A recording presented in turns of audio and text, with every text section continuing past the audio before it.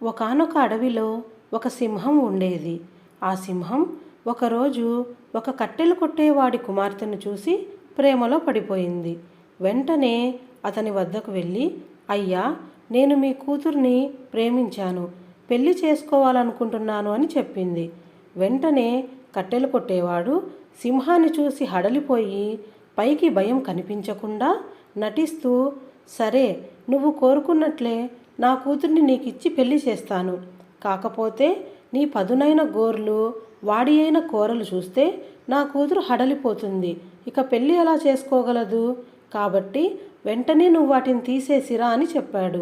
సింహం ప్రేమమత్తులో ఉండడం వల్ల అతను చెప్పింది నిజమేననుకొని తన పదునైన గోర్లని, వాడి అయిన కూరలని తీసేసింది.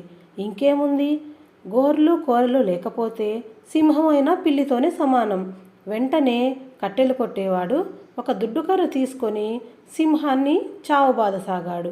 ఇంకేముంది, సింహానికి కట్టెలు కొట్టేవాడు మోసం చేశాడని అర్థమైపోయి ప్రేమ లేకపోయినా పర్వాలేదు, కనీసం ప్రాణం దక్కితే చాలు అనుకుంటూ అక్కడి నుండి పారిపోయింది.